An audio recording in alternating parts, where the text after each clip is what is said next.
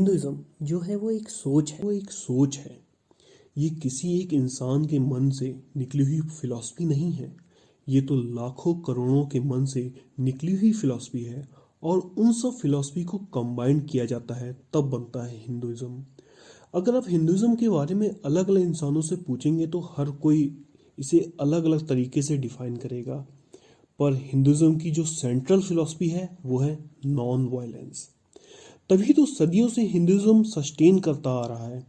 और बीच बीच में कितने ही धर्म आए और चले गए, पर हिंदुइज्म अभी भी है और हमेशा रहेगा। क्योंकि ये रियलिटी की बात करता है। इसमें वेदों में साइंस की, इंजीनियरिंग की, डॉक्टर्स की बातें हुई हैं।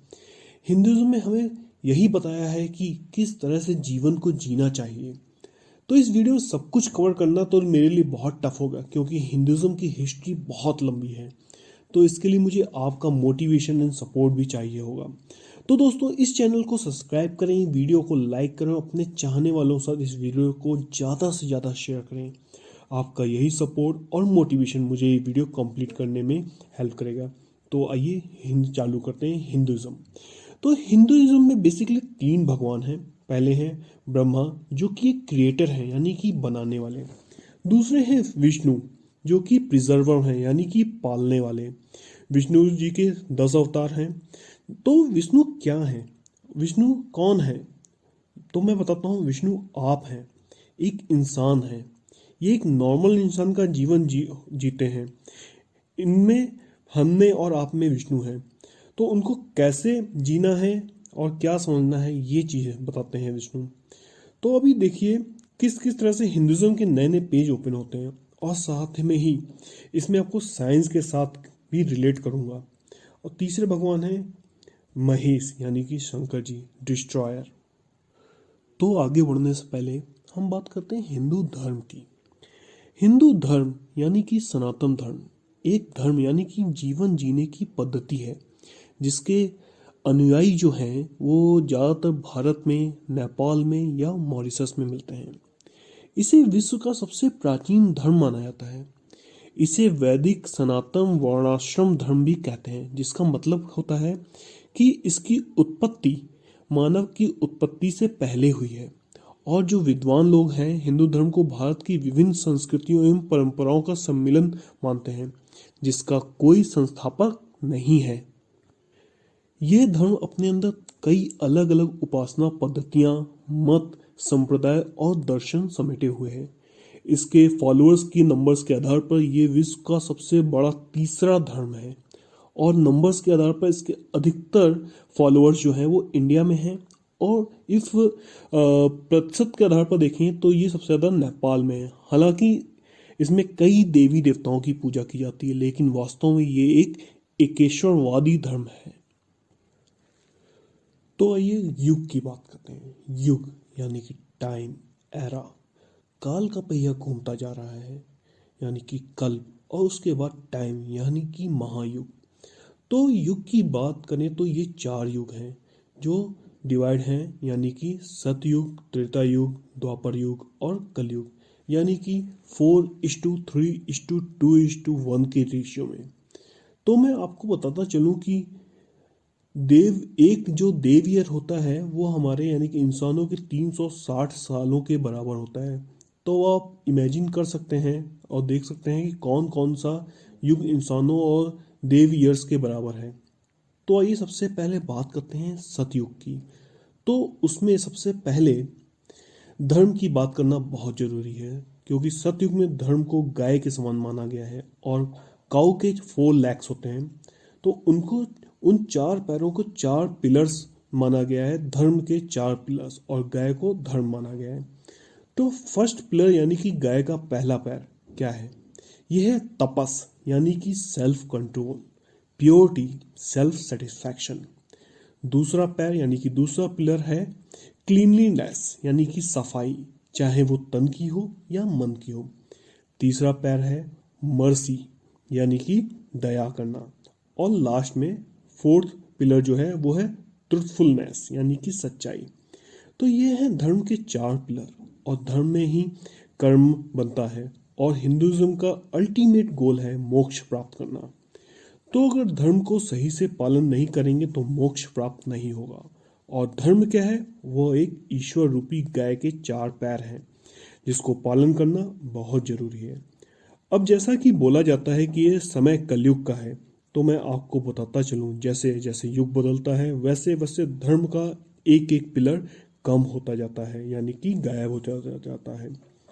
यानी सतयुग में धर्म के 4 पिलर थे, फिर त्रेता युग में धर्म के 3 पिलर हुए, द्वापर युग में धर्म के 2 पिलर थे और कलयुग में धर्म का एक ही पिलर बचा है। भगवान विष्णु ने सतयुग में 4 अवतार लिए थे। ये थे मत्स्य अवतार, कूर्म अवतार, वर्षा अवतार एंड नरसिम्हा अवतार। यानी कि धर्म के चारों पिलर सतयुग में थे।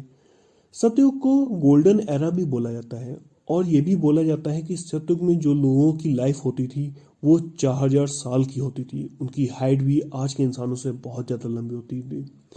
फिर आता है त्रेता युग, जो भगवान विष्णु के इस युग में 3 अवतार लिए थे। वो हैं वामन अवतार, परशुराम अवतार और राम अवतार। और ये बोला गया है कि धर्म रूपी जो गाय है यानी काऊ है, वो अपने 3 पैरों पर यानी कि 3 पिलर्स पर खड़ी थी त्रेता युग में। फिर आया द्वापर युग, जो इसमें भगवान विष्णु ने 2 अवतार लिए। पहला अवतार था कृष्ण भगवान का, दूसरा गौतम बुद्ध का। और इस युग में धर्म अपने 2 पिलर्स पर खड़ा था। और अंत में आया कलयुग, यानी कि आज का एरा। और बोला जाता है धर्म का सिर्फ एक पिलर बचा है और वो है ट्रुथफुलनेस। वो भी धीरे धीरे कम होता जा रहा है। और भगवान विष्णु का एक अवतार होना बाकी है, वो है कल की अवतार। और कलयुग की जब पाप बहुत ज़्यादा बढ़ जाएगा तो लोग कहते हैं कि यूनिवर्स खत्म हो जाएगा। और उसके बाद फिर से ये साइकिल स्टार्ट होगी, फिर से सतयुग आएगा, द्वापर युग आएगा, त्रेता युग आएगा, कलयुग आएगा। तो ये साइकिल एक तरह से चलती रहेगी। आइए अब ब्रह्म की बात करते हैं। तो हिंदू धर्म ग्रंथ उपनिषदों के अनुसार ब्रह्म ही परम तत्व है। यहाँ पर आप ब्रह्म को ब्रह्मा से मत जोड़िएगा। ये त्रिमूर्ति वाले ब्रह्मा नहीं है, ये ब्रह्म है, क्योंकि वही एक जगत का सार है, जगत की आत्मा है। वो विश्व का आधार है, उसी से विश्व की उत्पत्ति है और विश्व नष्ट होने पर उसी में विलीन हो जाएगा। ब्रह्म एक है और एक ही ब्रह्म है। ब्रह्म की पूजा नहीं की जाती क्योंकि वो पूजा से परे है और वो कहीं नहीं दिखता है। उसका ध्यान किया जाता है, उसे ओम कह के पुकारते हैं, जिसे सभी हिंदू परम पवित्र शब्द मानते हैं। हिंदू ये मानते हैं कि ओम की ध्वनि पूरे ब्रह्मांड में गूंज रही है। ध्यान में गहरे उतरते ये सुनाई देता है। ब्रह्म की परिकल्पना वेदांत दर्शन का केंद्रीय स्तंभ है और हिंदू धर्म की विश्व को अनुपम देन है। अब बात करते हैं ईश्वर की। तो ब्रह्म और ईश्वर में क्या संबंध है? इसमें हिंदू दर्शनों की सोच अलग अलग है। अद्वैत वेदांत के अनुसार जब मानव ब्रह्म को अपने मन से जानने की कोशिश करता है तब ब्रह्म ईश्वर हो जाता है। तो श्रीमद् भागवत गीता में कहा गया है कि विश्व में नैतिक पतन होने पर वो समय समय पर धरती पर अवतार लेता है, जैसे कि भगवान कृष्ण ने लिया था। ईश्वर के एक अन्य नाम है परमेश्वर, परमात्मा, विधाता, भगवान आदि आदि। आइए अब हिंदू धर्म के देवी देवताओं की बात करते हैं। तो हिंदू धर्म में कई देवता हैं। ये देवता कौन है, इनके बारे में 3 तरह के मत हैं। पहला मत है अद्वैत वेदांत का। भगवत गीता, वेद, उपनिषद आदि के अनुसार सभी देवी देवता एक ही परमेश्वर के विभिन्न रूप हैं, जैसे कि ईश्वर स्वयं ही ब्रह्म का रूप है। वैसे हिंदू धर्म के 5 प्रमुख देवता हैं। हिंदू धर्म की मान्यताओं के अनुसार 5 प्रमुख देवता पूजनीय हैं। यह एक ईश्वर के ही अलग अलग रूप और शक्तियां हैं। पहले हैं सूर्य, जो स्वास्थ्य, प्रतिष्ठा एवं सफलता को दिखाते हैं। दूसरे हैं विष्णु, जो शांति और वैभव को दिखाते हैं। तीसरे हैं शिव, ज्ञान व विद्या को दिखाते हैं। फिर आती है शक्ति, शक्ति यानी कि पावर और सुरक्षा को दिखाती हैं। फिर आते हैं गणेश, जो बुद्धि और विवेक को दिखाते हैं। तो देवताओं के गुरु कौन है? देवताओं के गुरु बृहस्पति माने गए हैं और पौराणिक मान्यताओं के अनुसार वे महर्षि अंगिरा के पुत्र थे। भगवान शिव के कठिन तप से उन्होंने देवगुरु का पद पा लिया था। उन्होंने अपने ज्ञान, बल, मंत्र शक्तियों से देवताओं की रक्षा की। शिव कृपा से ये गुरु ग्रह के रूप में भी पूजनीय है। गुरुवार गुरु बृहस्पति देव की उपासना का विशेष दिन कहा जाता है। तो हिंदू धर्म का मुख्य सिद्धांत क्या है? हिंदू धर्म में कोई एक अकेले सिद्धांतों का समूह नहीं है जिसे सभी हिंदुओं को मानना जरूरी है। ये तो धर्म से ज्यादा एक जीवन का मार्ग है। हिंदुओं का कोई केंद्रित चर्च या धर्म संगठन नहीं है और ना ही कोई पोप है। इसके अंतर्गत कई मत और संप्रदाय आते हैं और सभी को बराबर श्रद्धा दी जाती है। धर्म ग्रंथ भी हैं, फिर भी वो मुख्य सिद्धांत जो ज्यादातर हिंदू मानते हैं ये सब में विश्वास करना है। वैसे हिंदू धर्म में मुख्य 4 संप्रदाय हैं। वो है वैष्णव जो विष्णु को परमेश्वर मानते हैं, दूसरे हैं शैव जो शिव को परमेश्वर मानते हैं, तीसरे हैं शाक्त जो देवी की पूजा करते हैं और चौथे हैं स्मार्त जो परमेश्वर के विभिन्न रूपों को एक ही समान मानते हैं। लेकिन ज्यादातर हिंदू स्वयं को किसी भी संप्रदाय में वर्गीकृत नहीं करते, यानी कि डिवाइड। आइए अब बात करते हैं हिंदुओं के धर्म ग्रंथ की। तो हिंदू धर्म के प्रमुख ग्रंथों को 2 भागों में बांटा गया है, एक है श्रुति और दूसरी है स्मृति। श्रुति हिंदू धर्म के सर्वोच्च ग्रंथ हैं जो पूर्णतः अपरिवर्तनीय है, जिनको चेंज नहीं किया जा सकता। स्मृति ग्रंथों में देश कालानुसार बदलाव हो सकता है। श्रुति धर्म ग्रंथ वेद जो है वो है ऋग्वेद, सामवेद, यजुर्वेद एंड अथर्ववेद। ब्रह्मसूत्र व उपनिषद आते हैं। वेद श्रुति इसलिए कहे जाते हैं क्योंकि हिंदुओं का मानना है इन वेदों को परमात्मा ने ऋषियों को सुनाया था जब वे गहरे ध्यान में थे। वेदों को श्रवण परंपरा के अनुसार गुरु द्वारा शिष्यों को दिया जाता था, यानी कि एक गुरु अपने दूसरे शिष्य को देगा। हर वेद के अधिकांश हिंदुओं द्वारा पढ़े जाने वाले जो वेद हैं वो हैं रामायण, महाभारत, भगवत गीता, पुराण, मनुस्मृति, धर्मशास्त्र, धर्मसूत्र, आगम शास्त्र। और भारतीय दर्शन के 6 प्रमुख अंग भी हैं, सांख्य दर्शन, योग, न्याय, वैशेषिक, मीमांस एंड वेदांत। आइए अब बात करते हैं हिंदू संस्कृति की। तो यहाँ पर आता है वैदिक काल और यज्ञ, क्योंकि प्राचीन काल में आर्य लोग वैदिक मंत्रों और अग्नि यज्ञ से कई देवताओं की पूजा करते थे। आर्य देवताओं की कोई मूर्ति या मंदिर नहीं बनाते थे, लेकिन ये ज्यादातर देवराज इंद्र, अग्नि, सोम और वरुण उनके लिए वैदिक मंत्र पढ़ते थे और अग्नि में घी, दूध, दही, जौ इत्यादि की आहुति दी जाती थी। और प्रजापति ब्रह्मा, विष्णु, शिव का उस समय कम ही उल्लेख मिलता है। और अब बात करते हैं तीर्थ एवं तीर्थ यात्रा की। भारत एक विशाल देश है, लेकिन इसकी विशालता और महानता को हम तब तक नहीं जान सकते जब तक कि उसे देखें नहीं। इस ओर वैसे अनेक महापुरुषों का ध्यान गया है, लेकिन आज से 1200 वर्ष पहले आदि गुरु शंकराचार्य ने इसके लिए एक बहुत ही महत्वपूर्ण कार्य किया था। उन्होंने चारों दिशाओं में भारत के छोरों पर जाकर 4 मठ पीठ की स्थापना की थी, जिसे बद्रीनाथ के निकट ज्योतिर्पीठ, दक्षिण में रामेश्वरम के निकट श्रृंगेरी पीठ, पूर्व में जगन्नाथपुरी में गोवर्धन पीठ और पश्चिम में द्वारका। ज्यादातर हिंदू भगवान की मूर्तियों द्वारा पूजा करते हैं, जिसके लिए मूर्ति एक आसान सा साधन है, जिसके कि एक ही निराकार ईश्वर को किसी भी मनचाहे सुंदर रूप में देखा जा सकता है। हिंदू लोग वास्तव में पत्थर और लोहे की पूजा नहीं करते, वैसे जैसा कि कुछ लोग समझते हैं। मूर्तियां हिंदुओं के लिए ईश्वर की भक्ति करने के लिए एक साधन मात्र है। तो यहाँ पर पत्थर या किसी मेटल से मतलब नहीं है, ये एक साधन है, एक रूप है भगवान का। तो आइए अब बात करते हैं मंदिरों की। हिंदुओं के उपासना स्थलों को मंदिर कहते हैं। प्राचीन वैदिक काल में मंदिर नहीं होते थे, तब उपासना अग्नि के स्थान पर होती थी, जिसमें एक सोने की मूर्ति ईश्वर के प्रतीक के रूप में स्थापित की जाती थी। एक नजरिए के मुताबिक बौद्ध और जैन धर्मों द्वारा बुद्ध और महावीर की मूर्तियां और मंदिरों द्वारा पूजा करने की वजह से ही हिंदुओं भी उससे प्रभावित होकर मंदिर बनाने लगे।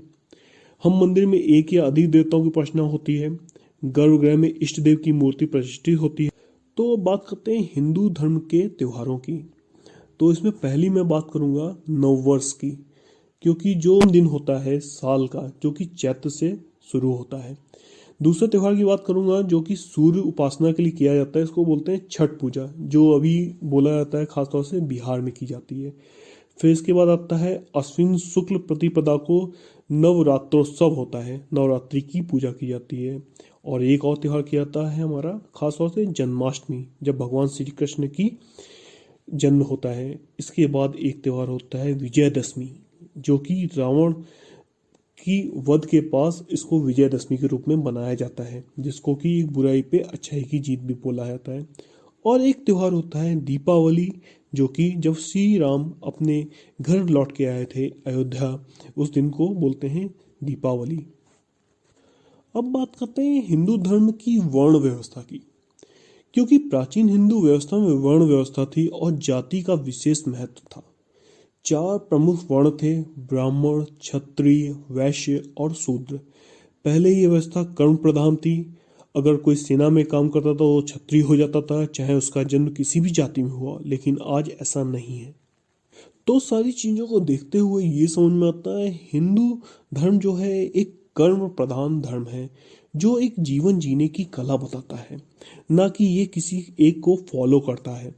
असली हिंदुज्म के हिसाब से आपकी पहचान आपके कर्मों के द्वारा होती है, ना कि आप किस जाति में पैदा हुए हैं। आइए अब बात करते हैं हिंदू धर्म और उनके पीछे का साइंस। तो पहला है हाथ जोड़कर नमस्ते करना। तो जब हम किसी से मिलते हैं तो हाथ जोड़कर नमस्ते या नमस्कार करते हैं। अब इसके पीछे जो साइंटिफिक तर्क है वो क्या है? जब सभी उंगलियों के शीर्ष एक दूसरे से के संपर्क में आते हैं तो उन पर दबाव पड़ता है। एक्यूप्रेशर के कारण उसका सीधा असर हमारी आँखों, कानों और दिमाग पर होता है, ताकि सामने वाले व्यक्ति को ये लगे कि हम लंबे समय तक उसको याद रख सकते हैं। दूसरा तर्क ये है कि हाथ मिलाने से, जो कि वेस्टर्न कंट्रीज में होता है, नमस्ते कहने से आपके शरीर के कीटाणु दूसरे के शरीर में नहीं जाएंगे या दूसरे के शरीर के कीटाणु आपके शरीर में नहीं आएंगे। एक और चीज़ है पीपल की पूजा। तो तमाम लोग ऐसा मानते हैं कि पीपल की पूजा को भूत और प्रेत को भगाने के लिए की जाती है।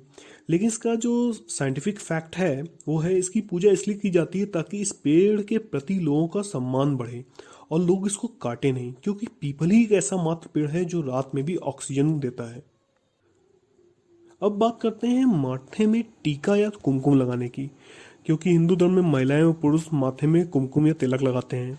अब इसका साइंटिफिक फैक्ट क्या है कि आंखों के बीच माथे तक एक नस जाती है। कुमकुम या तिलक लगाने से उसमें ऊर्जा बनती है। माथे पर तिलक लगाते में उस वक्त जब अंगूठे उंगली से प्रेशर बनता है, तब चेहरे की त्वचा को रंग सप्लाई करने वाली मांसपेशी सक्रिय हो जाती है। उससे चेहरे की कोशिकाओं तक अच्छी तरह रक्त पहुंचता है। और हिंदू धर्म की मान्यता अनुसार भोजन की शुरुआत हमेशा तीखे से की जाती है और अंत हमेशा मीठे से किया जाता है। और इसमें क्या है, जब भी कोई धार्मिक या पारिवारिक कार्यक्रम होता है तो भोजन की शुरुआत हमेशा तीखे से की जाती है और लास्ट में मीठा दिया जाता है। अब इसके पीछे साइंटिफिक रीजन क्या है? तीखा खाने से हमारे पेट के अंदर जो पाचन तत्व है, अम्ल है, एचसीएल है, उससे पाचन तंत्र ठीक तरह संचालित होता है। अंत में मीठा खाने से अम्ल की तीव्रता जो है उसको कम कर दिया, जिससे पेट में जलन नहीं होती है। अब एक है हमारे हिंदू धर्म में कान छिदवाने की प्रथा, यानी कि ईयर पिंचिंग। भारत में सभी धर्मों में कान छिदवाने की परंपरा है। तो इसके पीछे वैज्ञानिक तर्क क्या है? कुछ दर्शन शास्त्री मानते हैं इसके सोचने की शक्ति बढ़ती है, जबकि डॉक्टरों का मानना है इससे बोली अच्छी होती है। कानों से लेकर दिमाग तक जाने वाली नस का रक्त का संचालन बहुत तेजी से होता है। जमीन में बैठ के खाना खाना। अब एक हिंदू धर्म में भारतीय संस्कृति के अनुसार जमीन पर बैठकर भोजन करना अच्छी बात होती है। अब इसके पीछे साइंटिस्ट क्या बोलते हैं कि जमीन में बैठकर पलथी मारकर बैठना एक प्रकार का योग आसन है। इस पोजीशन में बैठने से मस्तिष्क यानी कि माइंड काम रहता है, शांत रहता है, और भोजन करके समय अगर विचार दिमाग शांत हो तो पाचन क्रिया अच्छी होती है। इस पोजीशन में बैठने ही खुद ब खुद दिमाग में सिग्नल पेट तक जाता है कि भोजन के लिए तैयार हो जाओ, और पेट में गैस्ट्रिक जूस रिलीज होने लगता है। हिंदू धर्म में एक और मानता है कि दक्षिण की तरफ सिर रख के सोना चाहिए। बोला जाता है कि दक्षिण की तरफ अगर कोई पैर रख के सोता है तो लोग उससे कहते हैं कि बुरे सपने आएंगे, भूत प्रेत का साया आ जाएगा आदि, इसलिए उत्तर की ओर पैर करके सोएं। अब इसमें साइंटिफिक फैक्ट क्या है? जब हम उत्तर की ओर सिर करके सोते हैं तब हमारा शरीर पृथ्वी की जो चुंबकीय तरंगों की सीध में आ जाता है। शरीर में मौजूद आयरन यानी कि लोहा दिमाग की ओर संचालित होने लगता है। इसमें अल्जाइमर, पार्किंसन या दिमाग की संबंधी बीमारी हो सकती है। यही नहीं, इससे बीपी भी बढ़ सकता है। अब बात करते हैं सूर्य नमस्कार की। अब जैसे कि आजकल तो सब जानते हैं सूर्य नमस्कार योगा करना है, तो हिंदुओं में सुबह उठ के सूर्य नमस्कार करना, सूर्य को जल चढ़ाना एक परंपरा रही है। इसके पीछे साइंटिफिक क्या कहते हैं कि पानी के बीच से आने वाली सूर्य की किरणें जब आंखों में पहुंचती तब हमारी आंखों की रोशनी अच्छी होती है। अगले फैक्ट, हिंदू धर्म में हम मंदिर क्यों जाते हैं? मंदिर वो स्थान होता है जहाँ पर जो पॉजिटिव एनर्जी है उसका फ्लो होता है। मंदिर का जो गर्भगृह है वो स्थान होता है जहाँ पृथ्वी की चुंबकीय तरंगें सबसे ज़्यादा होती हैं, वहाँ से ऊर्जा का प्रभाव सबसे ज़्यादा होता है। ऐसे में अगर आप ऊर्जा को ग्रहण करते हैं तो आपका शरीर स्वस्थ रहता है और मस्तिष्क शांत रहता है। अब बात करते हैं कि क्या रीज़न है कि जब हम मंदिर में जाते हैं तो घंटा बजाया जाता है या फिर हाथों में मेहंदी क्यों लगाई जाती है, और भी बहुत सारी चीज़ें हैं जो हम हिंदू धर्म में बातें कर सकते हैं। खैर, वैसे अगर मैं अब और भी चीज़ें बताऊंगा तो वीडियो और ज़्यादा लंबा हो जाएगा। अब बात करते हैं कि हिंदू धर्म में और क्या क्या होता है। वैसे हमारे पास कई पवित्र ग्रंथ, वेद हैं। हिंदू धर्म में हजारों पवित्र मंदिर और तीर्थ स्थान हैं। ज़्यादातर मंदिर और तीर्थ स्थान हमारे हिंदुस्तान में ही अवेलेबल हैं, लेकिन अब ये और भी दुनिया में अलग अलग जगह पर फैले हुए हैं। तो अंत में मैं यही कहूँगा, हिंदू धर्म उन लोगों का समूह है जो किसी एक भगवान की पूजा नहीं करते हैं या किसी एक नबी को फॉलो नहीं करते हैं। हिंदू धर्म की यही सबसे अच्छी खूबसूरती है कि वो सभी धर्म के लोगों को सम्मान करते हैं, उनकी आस्था का सम्मान रखते हैं और उनकी मदद करते हैं। हिंदू धर्म के लोग सभी भगवान, गॉड या ईश्वर को मानते हैं और उनकी पावर्स की पूजा करते हैं, चाहे वो पावर सूरज हो, चंद्रमा हो, नदी हो, मिट्टी हो या पहाड़ हो या कोई जानवर हो, चाहे पशु हो, चाहे पक्षी हो। हिंदू धर्म के लोग सभी से प्यार करते हैं और एक शांति के साथ रहते हैं। अंत में यही कहूँगा, हिंदू धर्म में कोई धार्मिक पंथ की विशेषताओं या विशेषता को प्रदर्शित करने का कोई एक सेट नहीं है। हिंदू धर्म क्या है? हिंदुज्म एक साधारण जीवन जीने का एक तरीका है और कुछ नहीं। धन्यवाद।